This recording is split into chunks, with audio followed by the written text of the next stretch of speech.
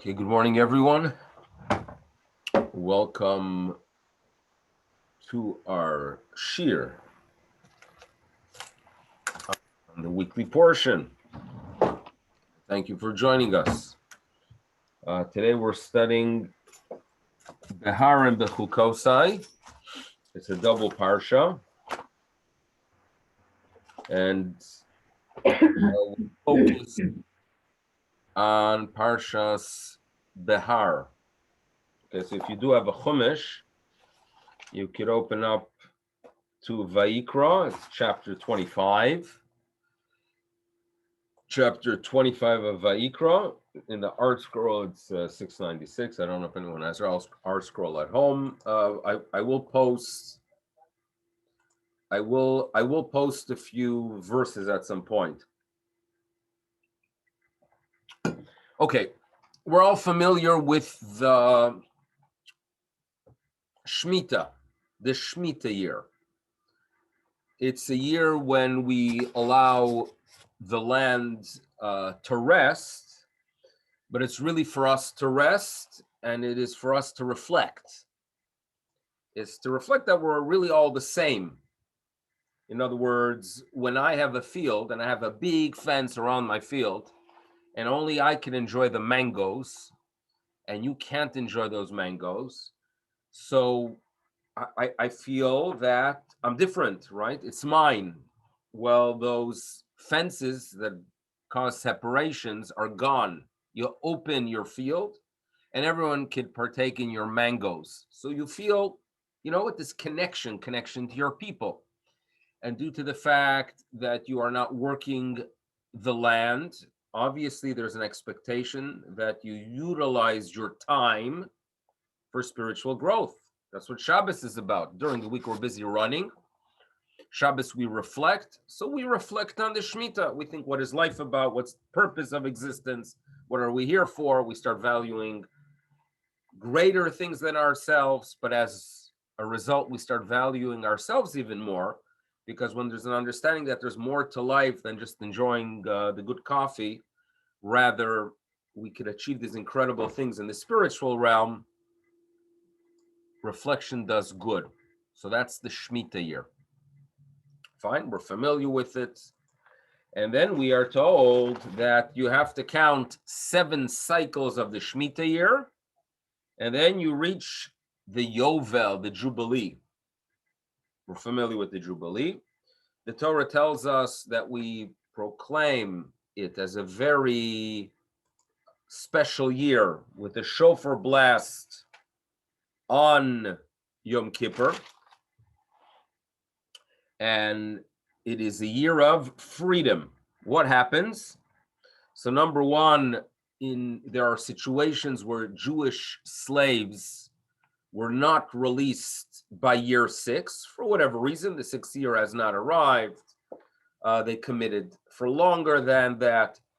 No longer so. When it comes to the Yovel, V'shaftem, Ish el achuzato. Everyone returns on the Jubilee to their ancestral identity, and also there is a return of land. There is a return of land, meaning the Jubilee is like a Shemitah. You don't work the land, you reflect, but it's even on a higher level. That the Almighty wants the people in the land of Israel to be in the land they inherited from their parents, from their grandparents. You feel a deep connection to your roots.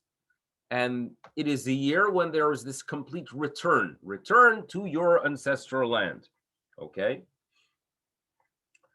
B'shnat hayovel hazot tashuvu ish el achuzato. Verse 13. In this Jubilee year, what happens is that you return to your ancestral heritage, land and ideals. A very special year, the Jubilee. Fine. Now, as a result, and here we're going to talk about what we're going to be addressing. As a result, reality is that when you sell land in Eretz Yisrael, in essence, it's a rental, because if let's say I know I'm from the tribe of Yehuda, and I'm settled in a region of Yehuda, and I have land, and for whatever reason, and it's viewed as unfortunate, I sell the land, the seller and the buyer need to know that this is a temporary sale, it's a lease. And you must know when the Yovel is, because the price will be reflected by the amount of time you have from today until the Yovel. A field that is sold 2-3 years before the Yovel will be for a very low price compared to a field sold 30-35 years before the Yovel. So this is a very important piece of information to have in hand for the buyer and for the seller. And a problem could develop. What if one party knows when the Yovel is and the other one doesn't? And the party who does know could take advantage, right? Seller knows Yovel is in 2 years.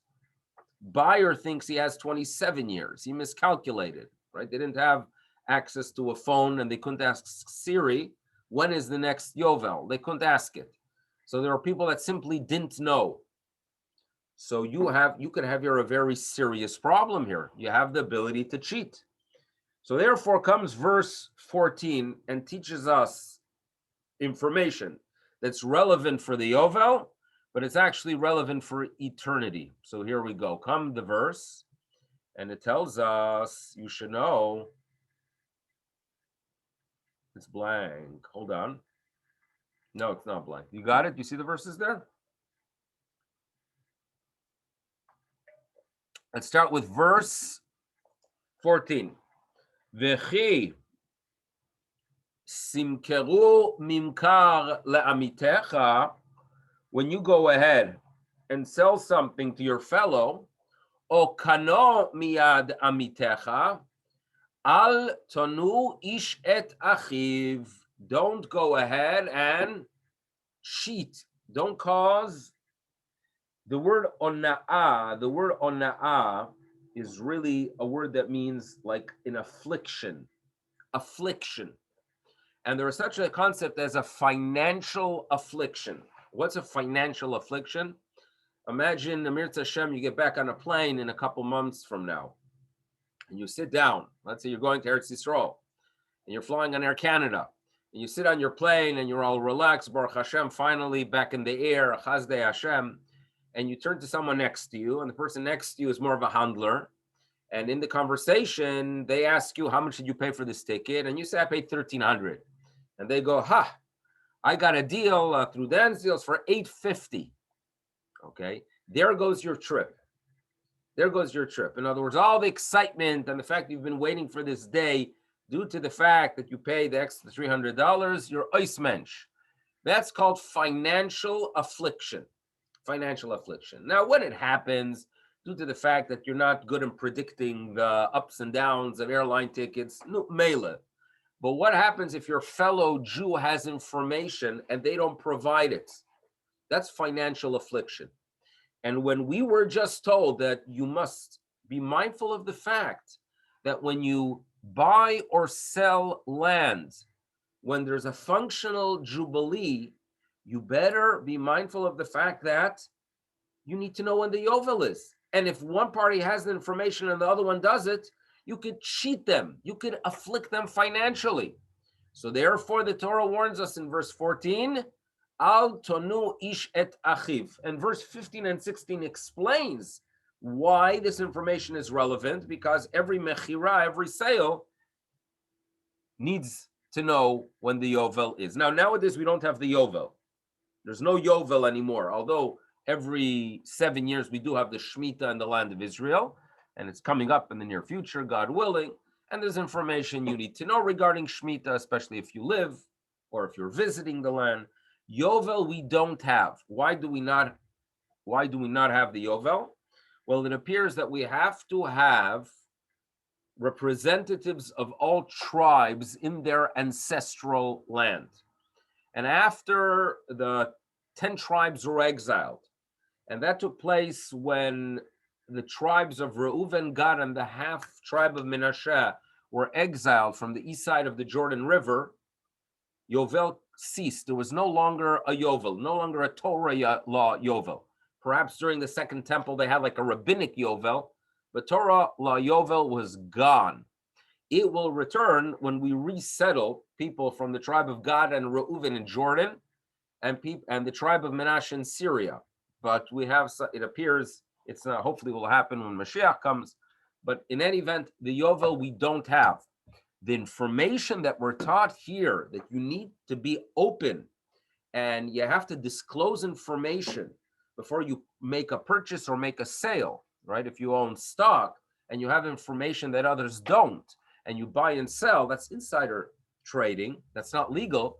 And that's cheating as well, because you know about the value of the goods you are buying or selling, while others don't. Al tonu ish et achiv. So these are very important words in our tradition, and this is what a Torah Jew is mindful of. Al tonu ish et achiv. Okay, never to cheat. Ish et achiv. Now remember that word achiv. Now, a few verses later, verse 17, the Torah again presents a warning for affliction, And here we are told, Velo tonu ish et amito. And here again, on the surface, it's just repeating the same concept.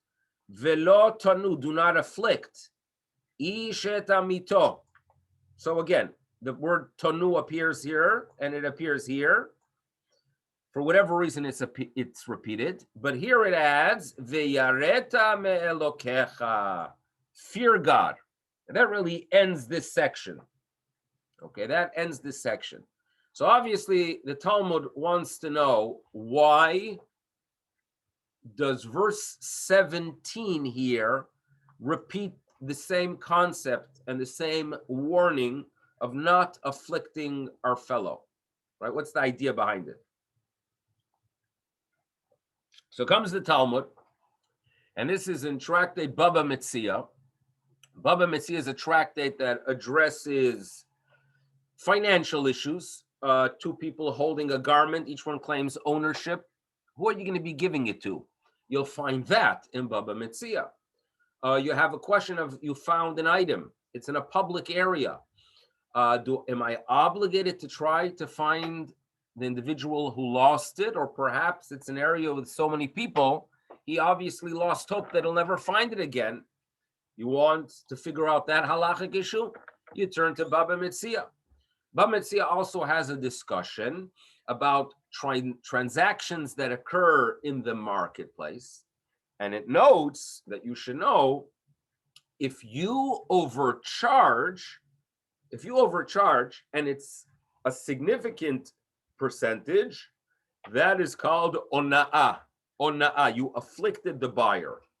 And if they come back and make a claim, they could just nullify the sale. Ona'ah. Then comes a Mishnah, and the Mishnah tells us, you should know, although this whole tractate is discussing transactions of the marketplace, the Mishnah tells us, you should know, kishem she'ona'a b'mekach u'memkar. Just as there is affliction in transactions that take place in the marketplace, just as there is financial affliction, kach ona'a b'dvarim, so too there is affliction that takes place with words. When you say something to another person and it hurts their feelings, if you insult them, if you go ahead and mention their mistakes of the past or mistakes of their ancestors, or you go ahead and you just abuse them verbally, the Talmud tells us that too is affliction, but that's not called ona'ah with money, with mammon. That is ona'at varim. And the Talmud tells us that if you read the Torah carefully, verse 17 that we just read is addressing ona'at dvarim. So the Torah adds, velo tonu ish et amito. Don't go ahead and afflict your fellow. Now, one could claim, you know what? For example, the Talmud tells us a group of buyers come to town looking to purchase grain. They need grain. They come from a small village. They come to the big town. And I don't like their presence here. I don't like, they're disturbing the quiet here. So when they come and they ask me, where can I find grain? So I say to them, at the other side of town, and it will take you 45 minutes to get there, there's a fellow called Joe, and Joe sells grain. They say, thank you very much, and they make their way. And I'm laughing my head off because I just, sent them on a wild chase because there is no Joe and there's no grain. I just wanted to, have some fun. The Talmud tells us that is called ona'at dvarim. I verbalize them with words. I hurt them. Now, afterwards, if let's say a rabbi comes to me and says, that was not appropriate, what you did, I could always claim, you know what? I thought perhaps there is someone called Joe there because I heard rumors. I can make things up. I could fool others. So therefore, the Torah tells us that you should know when it comes to financial affliction, the courts could come with records and they could go ahead and try to fix your flaw. They could force the rules upon you. When it comes to verbal affliction, only God knows. Only God knows if what I said was actually something I intended or perhaps not.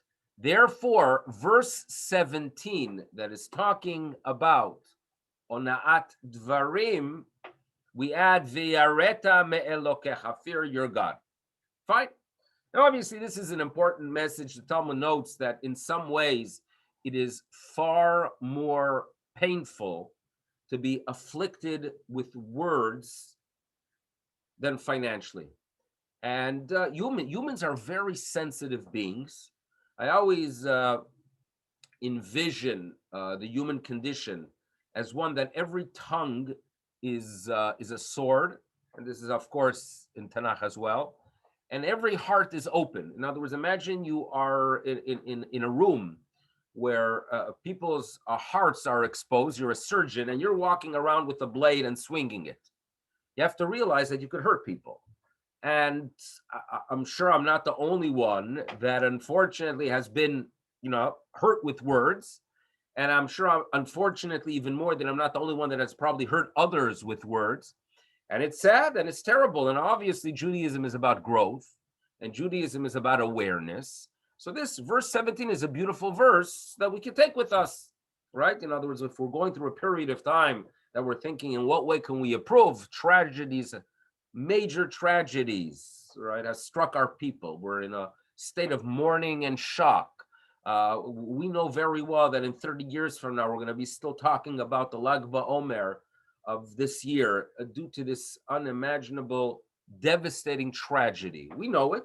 It hasn't hit us to the full extent, but we're not going to ever recover from it. So the Torah Jew, what does the Torah Jew do? So, again, if you're a politician in Israel, you have the responsibility of figuring out what went wrong and how to fix it. If you're sitting in Israel and you're not a politician, or if you're sitting in Toronto and, you could give some tzedakah to the families that are in need 100%, but at the same time, our tradition teaches figure out a way of improving. So here we have it. Verse 17 is one of those great verses. Be more careful with what you say. Lo tanu eshet amito. Magnificent. Now, the Talmud actually focuses on another difference between the warning of al tonu that appears regarding money and the lo tonu that appears regarding words. Here it says achiv. When it comes to money, it says do not afflict your fellow, your brother, your sister obviously is included here as well. On the other hand, when it comes to the verbal affliction, it uses the word amito. Aha. What's the difference here? What's the difference? Why by ona'at dvarim it's amito? So when I was 10 years old, the family moved from Mexico to Israel. I spoke a little bit of Hebrew, but not near the level of a 10-year-old. So I had a tutor. So there was a woman that would teach me after school. I don't know if it was part of the school program. I think my parents took care of it. Fine. So she was a good teacher because fact is I do remember some things today. And we're sitting there. It was outdoors actually, I remember, in Beit Vagan. And we reached a point where I was supposed to memorize the difference between im and im. Im with an aleph, im with an aleph. And the little 10-year-old had to remember the difference between that and im with an ein. So obviously we all know that im with an aleph is if, im tirtzu, ein zu agada. You ever hear that? On the other hand, the one with the ayin is together. Im. Ani olech im achoti lalechet liknot glida. I'm going with someone. So obviously I confused the two. I confused it enough times that the teacher decided that I need a way of remembering it. So what's the teacher do? So she twists her arm and then she twists my arm. And this is the Middle East, remember? So this is acceptable. And then she grabs the bottom of my hand and she forms an ayin between my arm and her arm. We had an ayin, the letter ayin. And she says to me, Ata im, we're together. Im with an ayin is together. And I'm sitting there and I go, okay, I get it. And I put the arm down. Yeah, that's it. You got it. You got the ayin. Very good. I hope you remember it 41 years later as well, Mirza Hashem, in good health. So now I remember, boy, do I remember that im with an ayin means you're together with someone else. Fine.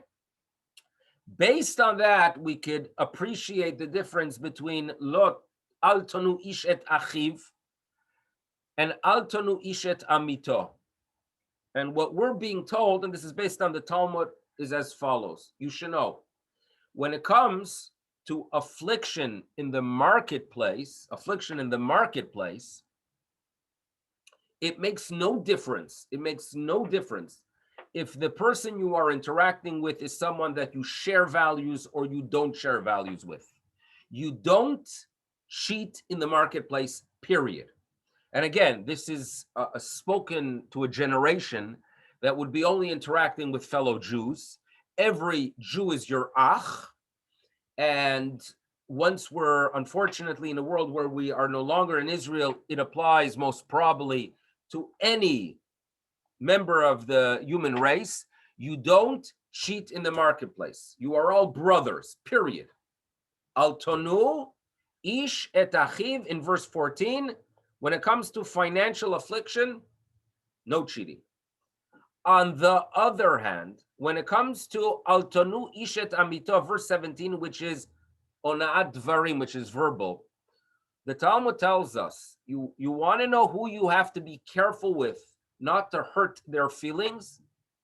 When someone is imecha with you, b'torah u'b'mitzvot. In other words, to go ahead and be sensitive to others with my words is actually quite demanding. Do you know that the more I know someone, the more I have to be careful what I say?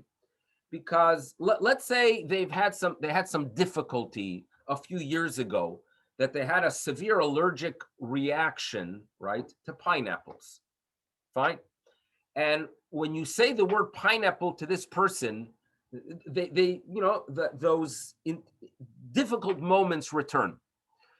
Due to the fact that I know that person, right, I have a responsibility of processing what I say to the person. And I think we all know that when you interact with people that are more sensitive, you have to be a little bit more careful how you interact and what you say. It is demanding. Now, the more the person is a person that shares values with you.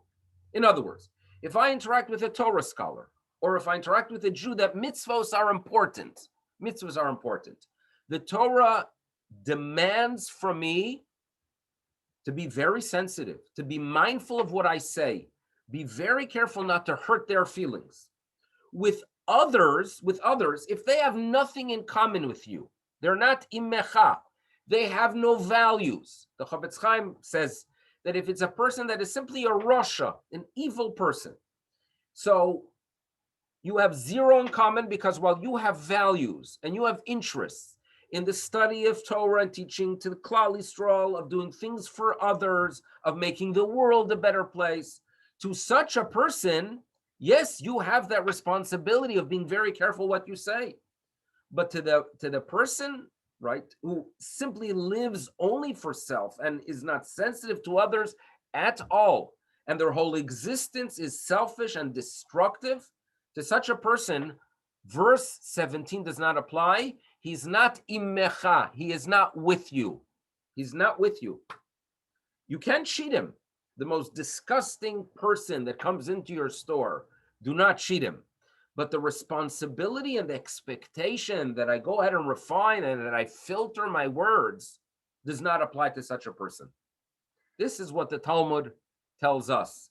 Now, it's very possible that the term values is beyond what we call values. In other words, if I interact with someone of a different faith, and they're committed to that faith, and they live it in a very righteous way, right? In other words, a person that's Christian, but they're a person that they're religious and they have values. In many ways, this is what the Meiri tells us. They are amito, they are with you because they live and they have values. When you interact with people that have values, there's a respect that we should have, and there's an expectation that we act in a specific way, that not just our financial interactions with them are proper, even our verbal ones. Someone, unfortunately, that has zero such value, he's not imecha, he's not with you at all. This is what we are told as how to analyze these verses. Fine.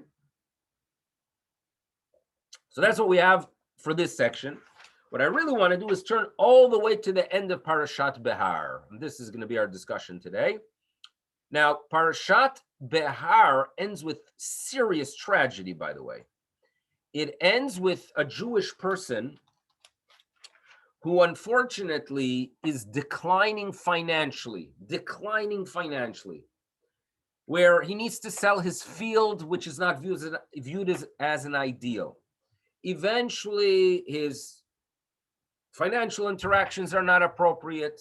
He loses his money, and the portion ends with a person who has to sell himself to an idol worshiper, sell himself to a non-Jew. As we all know, slavery existed.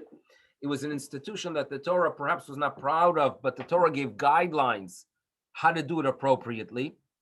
A tragic result of such an institution would be a situation where a Jew becomes a slave to a non-Jew, to a pagan non-Jew, because the non-Jew basically owns him. And his ability to go ahead and live his life of freedom, Torah freedom, is gone. That's tragedy, complete tragedy. So therefore, the Torah tells us, listen, if you have a relative or someone of your nation that is going through that state, do whatever you can, right, to put together the funds to release him from it, okay? That's what we are told. And the Torah tells us, and by the way, when you interact with his owner, don't try to cheat him out of it. In an honest way, try to release the Jew from this enslavement. Now, right after the Torah tells us about that tragic interaction, the last two verses of Parashat Behar. So if you have Parashat Behar, it's in chapter 26. So it's the end of the sad chapter. It's the end of that sad chapter of a Jew being owned by a non-Jew, and not just a non-Jew, a pagan, where living a Torah life is impossible. Tragedy indeed. So here we go. Let's read carefully how the Torah wants to end that section. The Torah ends that section by telling us, Lo ta'asu lachem elilim. No pagan gods. You should not make for yourselves any any idol. Pesel, a pesel, some kind of statue, matzeva, a pillar. Lo takimu lachem. Okay, you should not go ahead and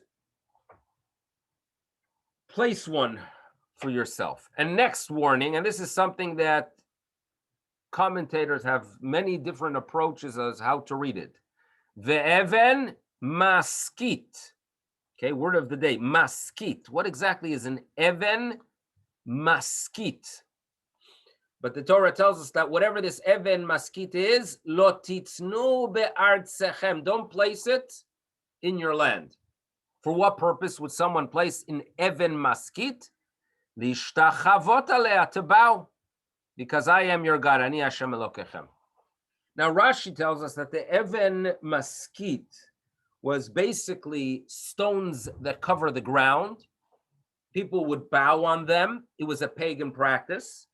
And this has an impact on us halachically, because as a result, there's a custom on Yom Kippurim when we bow, right? And we're korim u'mishtachavim and noflim al pneim, when we actually fall on the ground, that we are careful that we place in between our face and the ground some kind of cloth. Now, it's a minhag when there's carpet, but if you would be theoretically on a stone, it would be an halachic obligation to place something in between the stone and the face, not to be mishtachaveh, not to bow on an even maskit. So that's how Rashi learns the word maskit, something that that covers, something that covers. Okay, now the verses end at Shabtotai tishmoru, keep Shabbos, mikda shitirau, fear my temple, ani Hashem.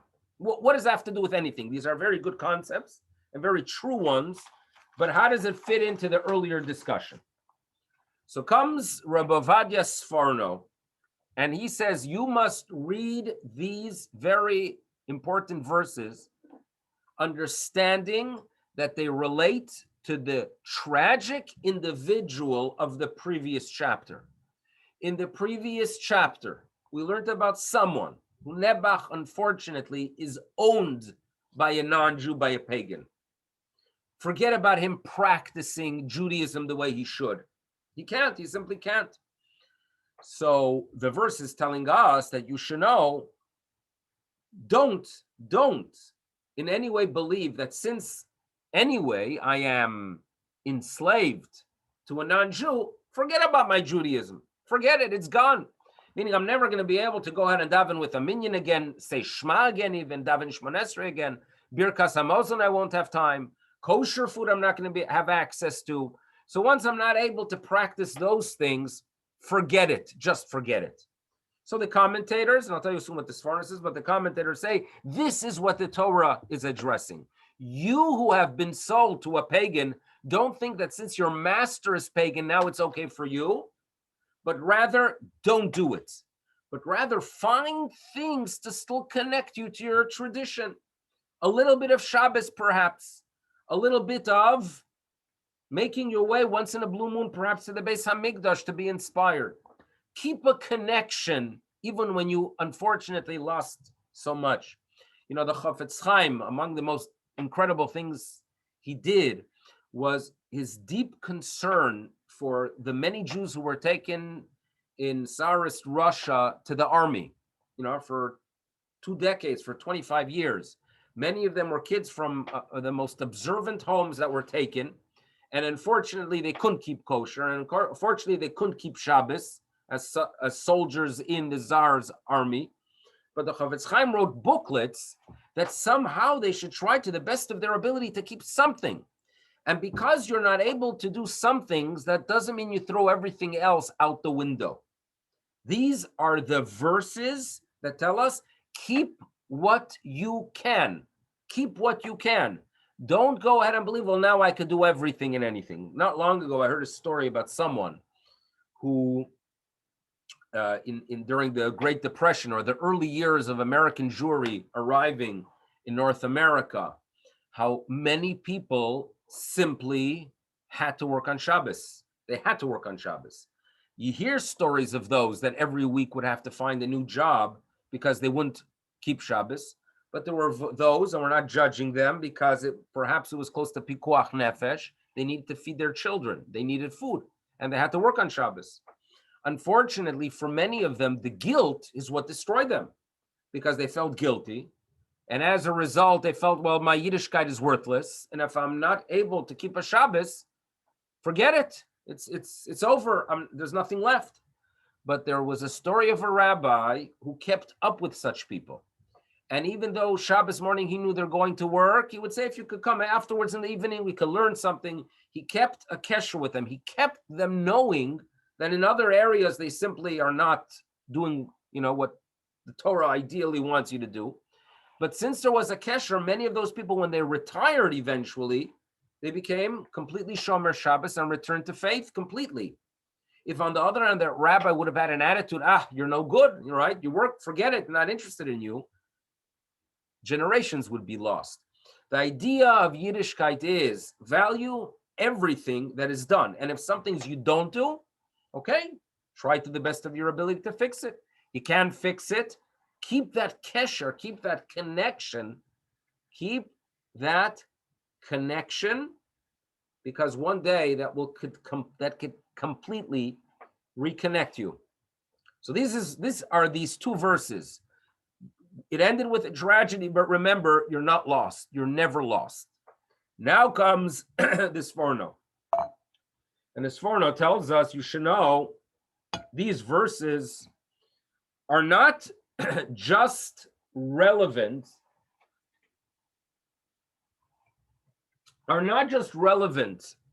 that one tragic individual who was owned by a pagan master. This is actually a lesson to all of Klal Yisrael, because the Torah knows that one day we're going to land up in Golus, in exile.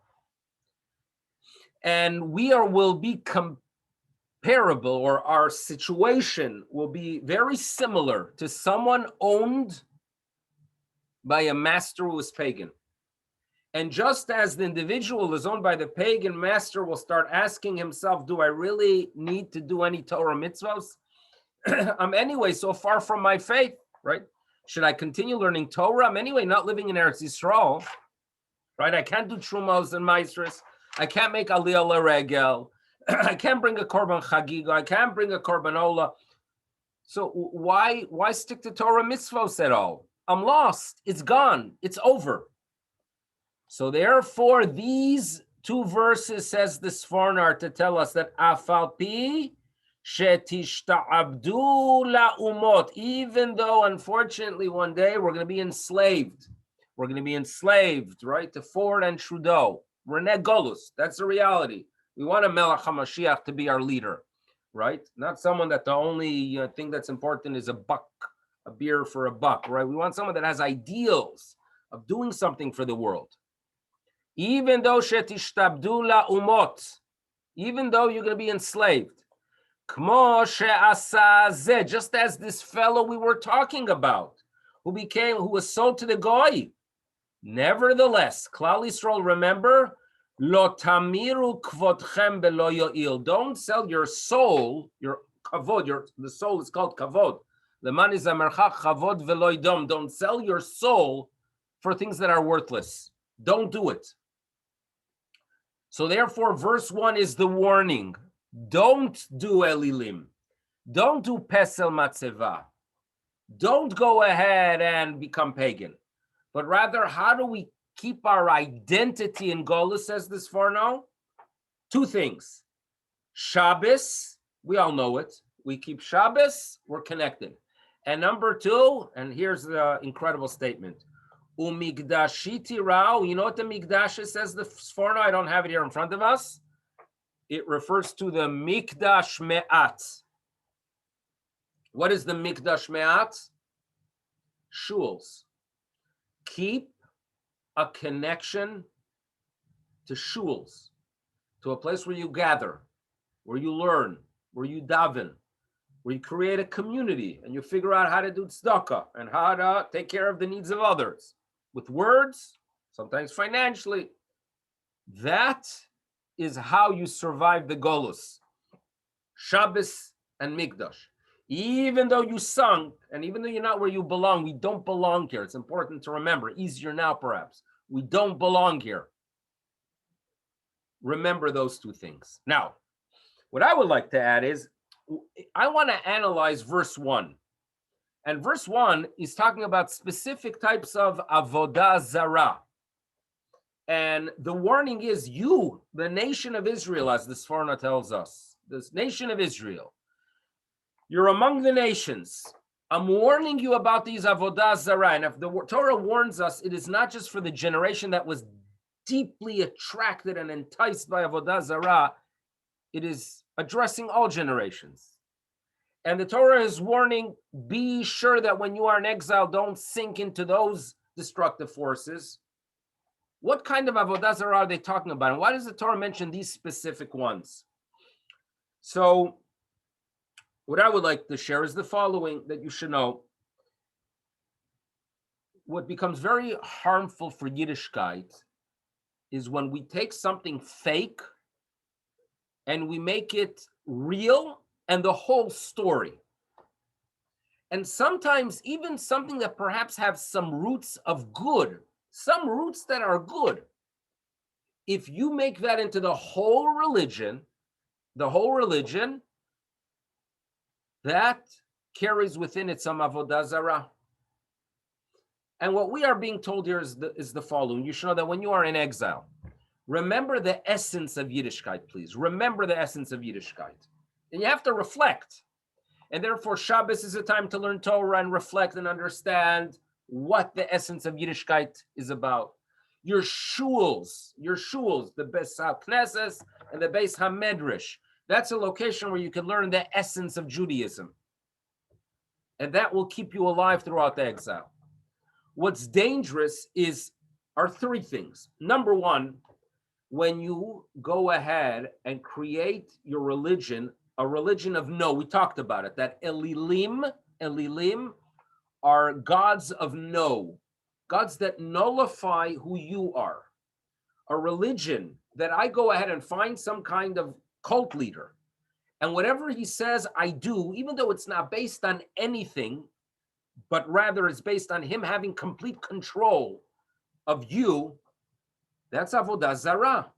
That is avodah zarah cult, and it's not so. We have to be so careful because we all believe in the fact that there are teachers and there are great rebbes, right? If those who merited to interact with the Lubavitcher Rebbe, clearly we're interacting with someone incredible who inspired. You watch a video, you realize all he wanted is for Jews to do for one another and connect to the Almighty. It wasn't about him at all. When you read or see the videos, that was a leadership of Torah. But when you go a little bit further, right, you have cult leaders.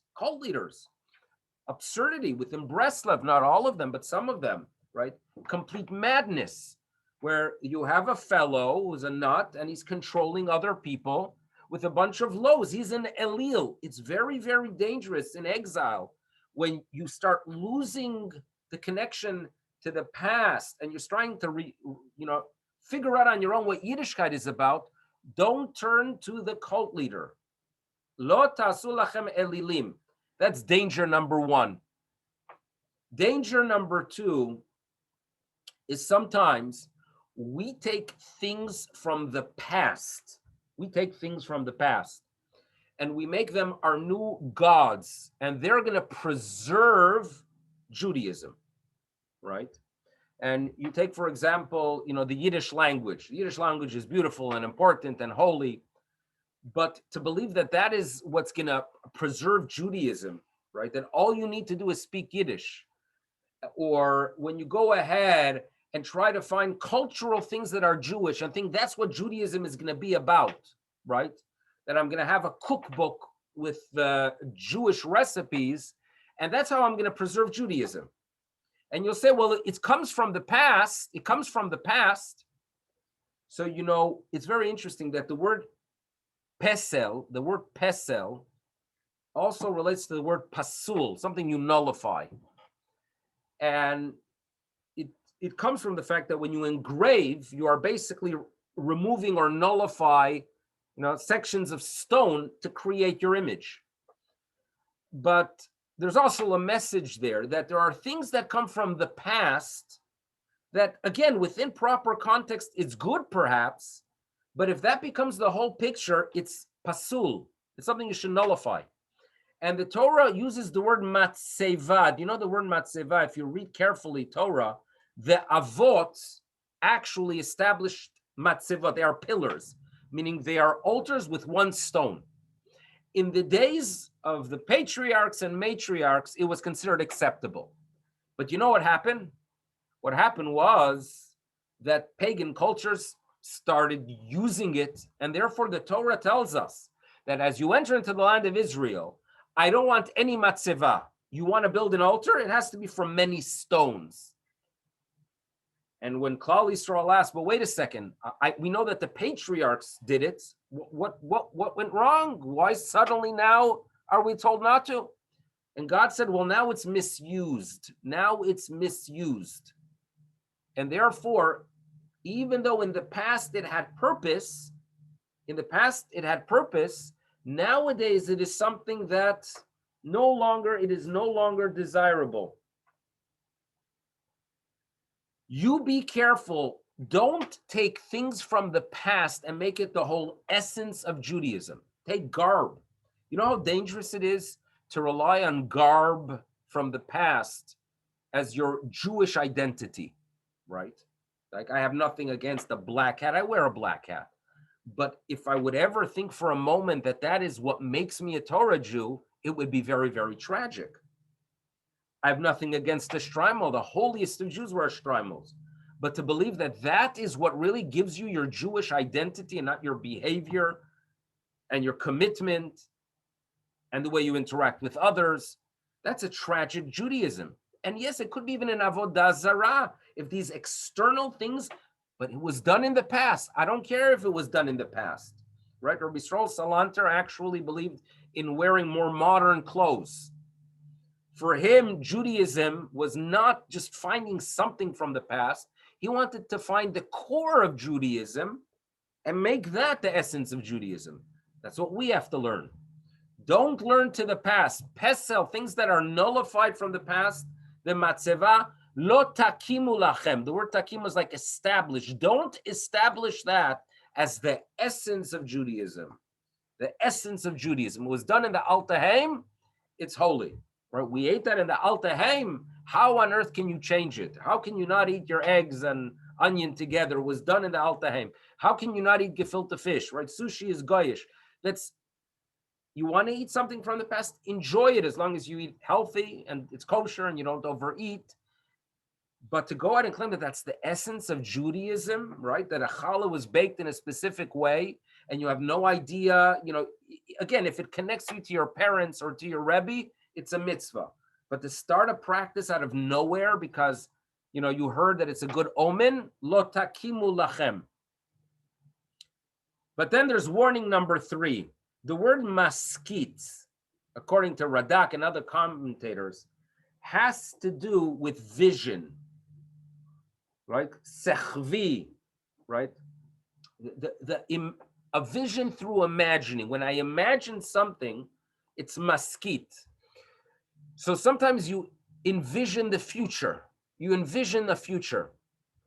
And believe it or not, although Judaism is about looking towards a better future, and we believe in the coming of the Mashiach, we believe in a return to Eretz Yisrael, there is actually a danger that visions of the future, of getting back to Artsechem, when you have maskit of Artsechem, when you have some kind of vision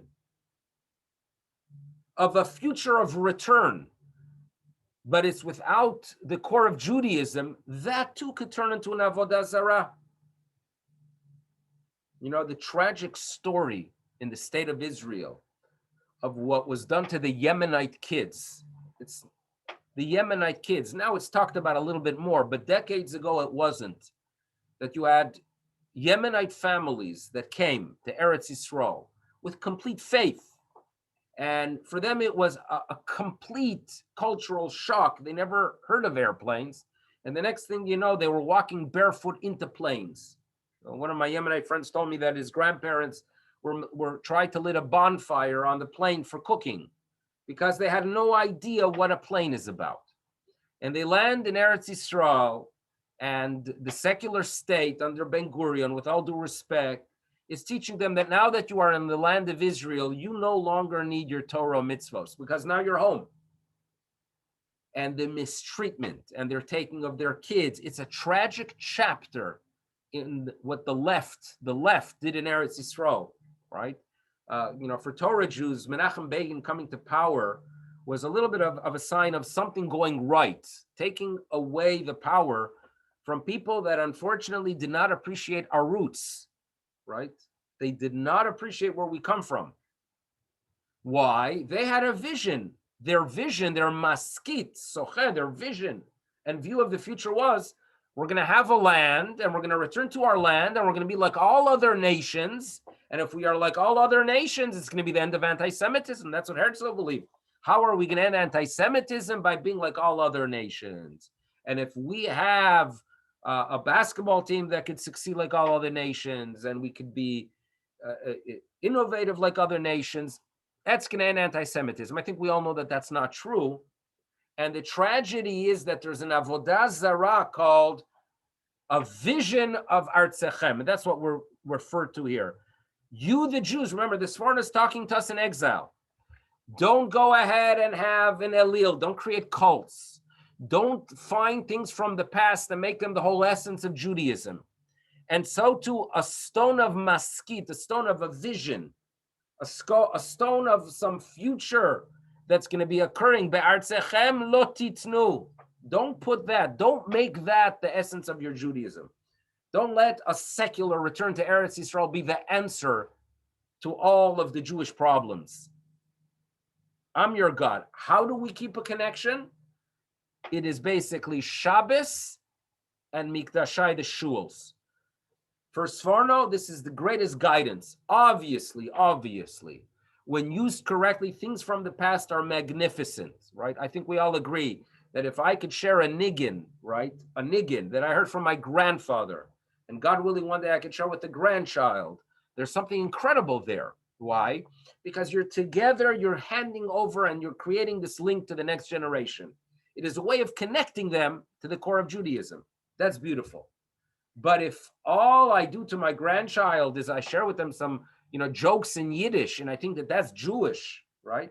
If I think Judaism is that I'm like Mel Brooks, that I could go and produce a Hollywood movie and have some Indians speaking Yiddish and say Lozem Gain, and that's funny, yes it is, but to think that that's Jewishness, I'm sorry, that's not Jewishness, right? Woody Allen is not going to be the one that's going to bring continuity to Klal Yisrael. Not even Seinfeld, right? It's not. And so too, if you have a secular view of what the state of Israel is, unfortunately, it's not going to work. A religious view of what Eretz Yisrael is and a religious view of the return, that's what we are about. That's what we believe in. And how do we go ahead and be sure that we can infuse Torah values into all these things, the past, the present, and the future? Shabbos and a connection to a community through a synagogue. That's what this parsha ends off with. And that's it. And I thank you so much. Hopefully we gained a little bit something from this loaded parsha. May Klal Yisrael merit to hear good news from this point and on.